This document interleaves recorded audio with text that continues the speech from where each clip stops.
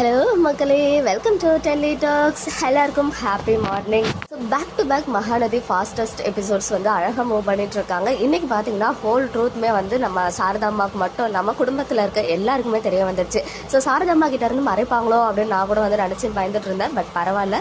So Ganga வந்து எல்லாருக்கிட்டையுமே சொல்லிட்டாங்க. சொன்ன உடனே வந்து பார்த்தீங்கன்னா சாரதாம்மா அவங்களுடைய பொண்ணு வாழ்க்கையை நினச்சி அவ்வளோ ஃபீல் பண்ணாங்க. ஸோ அது மட்டும் இல்லாமல் ஈவன் பாட்டி, தாத்தா, குமரன் இவங்களுடைய கான்வர்சேஷனுமே வந்து பார்த்தீங்கன்னா காவேரி ஃபேமிலிக்கு அவங்க மேலே இருக்க பயத்தை வந்து எனக்கு அழகாக வெளிப்படுத்தியிருந்தாங்க. தாத்தாவுமே வந்து அவருடைய பங்குக்கு அவருடைய அட்வைஸ் வந்து கொடுத்து அனுப்புனாரு. கண்டிப்பாக இன்றைக்கே பேசுகிறேன் அப்படின்னு சொல்லியிருக்காரு. அண்ட் அது மட்டும் இல்லாமல் விஜய் அண்ட் வெண்ணிலா 2 பேரும் உட்காந்துட்டு இருக்கும்போது தான் அந்த பாட்டியும் குமரனும் வந்து பார்த்துடுறாங்க.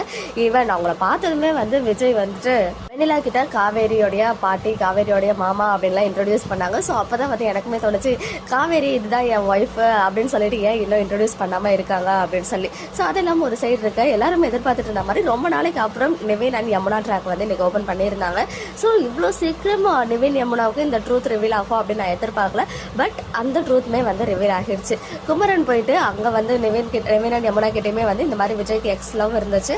ஸோ அந்த வெண்ணிலாவை இப்போ காவேரி வீட்டுக்கே கூப்பிட்டு வந்துட்டா அப்படின்னு சொல்லிட்டு சொல்லிடுறாரு. ஸோ எல்லாம் ஒரு முடிவோட தான் டீம் வந்து மூவ் பண்ணிட்டு இருக்காங்க. கண்டிப்பாக இந்த ட்ரூத் வந்து நிவினுக்கு தெரிய வந்தாதான் ஃபியூச்சரில் இன்னும் வெறும் 1 or 2 monthsலேயே வந்து கான்ட்ராக்ட் வந்து ஓப்பன் ஆகிறதுக்குமே ஹைலி சான்சஸ் இருக்கு.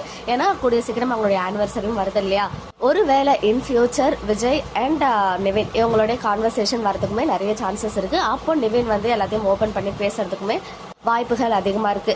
ஃபைனலி நேத்தோடைய ப்ரிவியூ சீன்ஸ் விஜய் வந்து வெண்ணிலாவை எப்படியாவது பழைய ஞாபகங்களை கொண்டு வரணும் அப்படின்னு சொல்லிட்டு தான் இப்போ வரைக்கும் ட்ரை பண்ணிட்டு இருக்காரு.